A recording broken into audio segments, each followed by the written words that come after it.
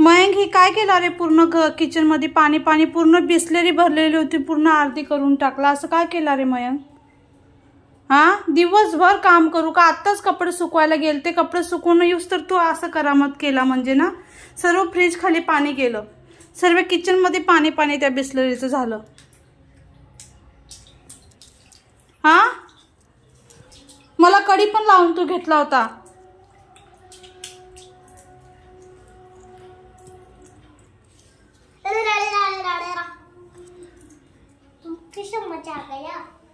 हाय, hello, नमस्कार. कशा सर्वजण मत असणार.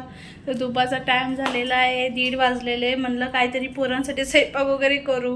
त्यांना करून दिलंच होतं मी तसं तर. पण बघा, मयंकने मी वरी कपडे सुकवायला गेली, तोपर्यंत मयंकने काय उद्योग केलाय चला तुम्हाला मी दाखवती. तर तुमचे पण पोरं असे करता का ते तुम्ही मला कमेंटमध्ये नक्की सांगा. ही पाण्याची बिस्लरी पूर्ण भरलेली होती, तर खाली ठेवली होती मी. तर त्यांनी काय केलं, पूर्ण बिस्लरीचा नळ खोलून पूर्ण घरात पाणी, हे बघा, हे पूर्ण बिस्लरी खाली झाली, तेवढीच राहिलेली, पूर्ण घरात पाणी पाणी केलं. ते पूर्ण फ्रीज हलवायला लागलं मला, सर्वीकडे पाणी. हे बघा, सर्व पसारा परत करायला लागला. तर ताईंना असं वाटतं ना नवऱ्यांना की आपण दिवसभर आराम करत असतो, काहीच काम नसतं आपल्याला, आणि काम असले तरी पण कामं बिमा आवरून आरामशीर बसत असेल.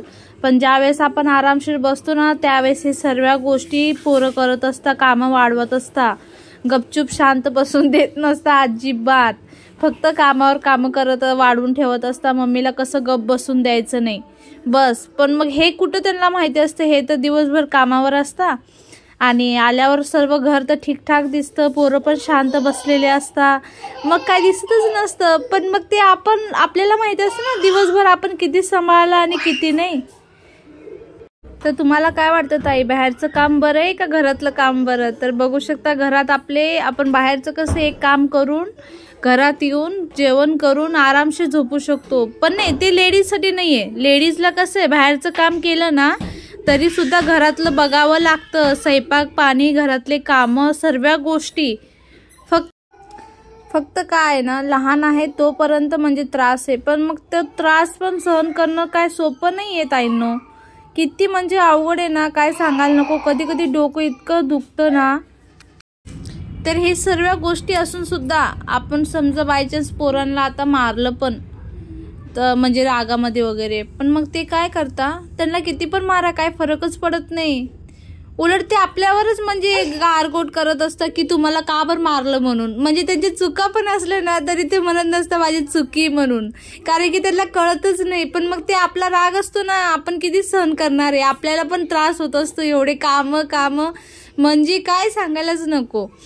तर बघू शकता, आता मी सर्व घर आता पाणी वगैरे काढून घेतलं. तर ताईंनो, पाणी थोडं टाकू या जास्त टाकू, पण काय झालं, पाणी भरपूर टाकलेलं त्यांनी, आणि इकडं तिकडं सर्वीकडे इतकं पाणी गेलेलं. ते पाणी काढत काढत मला सांगते इतकं घामाघूम झाली. त्यात उपास पण माझा आज, आणि मला कामं करूशी वाटत नव्हतं आज, इतकं म्हणजे अंग पण दुखत होतं माझं. आणि लगातार उपास चालू आहे, सोमवार मंगळवार, फक्त बुधवारी नव्हता. बाकी आज गुरुवारच्या दिवशी पण उपवास होता माझा. आणि त्यात पोराने इतकं म्हणजे त्याला मी फक्त समोरच्या घरात जाऊन दिलं नाही, त्यामुळे मयंकचा इतका राग काय सांगायलाच नको. आणि त्याने मुद्दामून ही बिस्लरी वगैरे चालू करून ठेवली. आणि तो कसं करतो, असंच करत असतो. त्याला राग वगैरे आला ना तर तो कोणती पण गोष्ट तोडतो फोडतो, परत म्हणजे काहीतरी काय घरात उद्योग करून ठेवतो जेणेकरून मला राग यायला पाहिजे.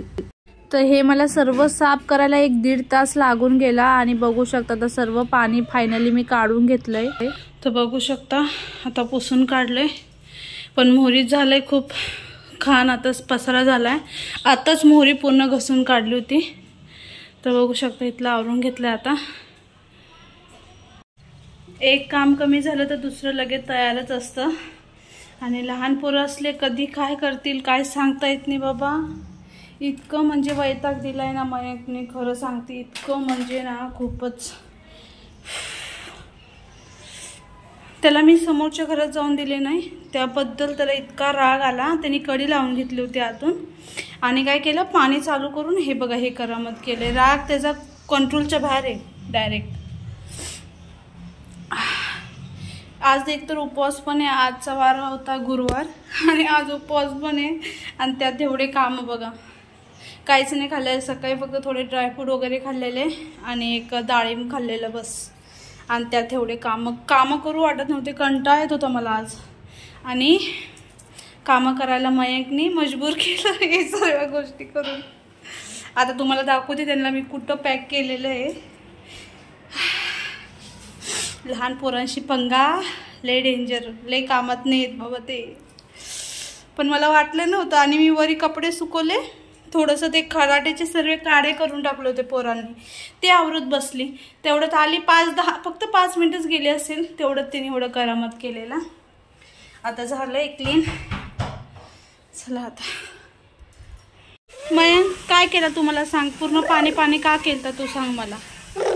हां हे असं काय करतो. आता तुम्हाला दाखवते बेडरूममध्ये पण काय हाल करून ठेवले. मयंकला पॅक करून ठेवलं होतं मी, तर बघू शकता बेडरूममध्ये पण सर्व बिछाना इथून पाडून दिला आहे पोरांनी. आणि इथं सुद्धा बघा सर्व पसारा करून ठेवलेला आहे. ए मयंक का रे असं करतो शोन्या, तुम्हाला का असं बघितलं का दादाचं नाव. आरव कोण केलं, आरव सांग बरं. मोहरी पण बघा पूर्ण क्लीन केली मी आत्ताच, खूप घाण झाली होती, तुम्ही बघितलीच असाल. हां आरव सांग मला कोण केलं. आणि मयंक का रे असं करतो शोन्या, मम्मीला किती काम असतं रे बाळा, किती मला काम तू वाढवत असतो बाळा. बघितलं का एक दुसऱ्याची फक्त नावं सांगायला एक्सपर्ट आहे बघा. मयंकने केला असल म्हणजे मयंक नाही केला, तू केला का. मला माहिती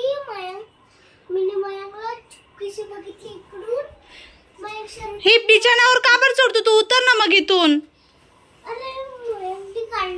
मयंक ए मयू प्लीज पिल्लू असं नको करत जाऊ, मम्मी थकते ना रे मयंक दिवसभर काम करून करून. हा बघा असंच करतो, फक्त उड्या मारतो बस झालं. आणि दादाचं नाव सांगतो. पाणी कोण सांडलं मयंक तिथं, पाणी कावर सांडलं तू तुम्हाला सांग किचन मध्ये.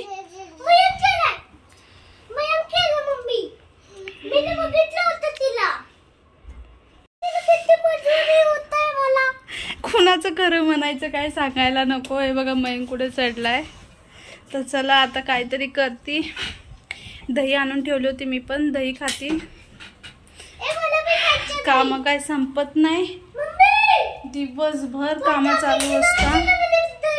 फ्रीज पण बंद केलं होतं आता चालू केलं फ्रीज पण. भाजी निवडायची, खूप सारी भाजी आणलेली आहे, आता ते भाजी वगैरे पण निवडून ठेवायची मला. तर चला आजचा ब्लॉग इथं एंड करते. ब्लॉग म्हणजे एक शेअर केलेली अशी रियालिटी, अशा गोष्टी पोरं लहान करता का नाही नक्की सांगा तुम्ही. आणि कमेंटमध्ये नक्की सांगा तुम्ही मला काय करताय. बघा हे आगाऊ काटायलंय मला. पादे बरं पादे मयंक, हे बघा. तर चला भेटूया उद्या एका नवीन व्हिडिओमध्ये. तर बाय, टेक केअर, काळजी घ्या.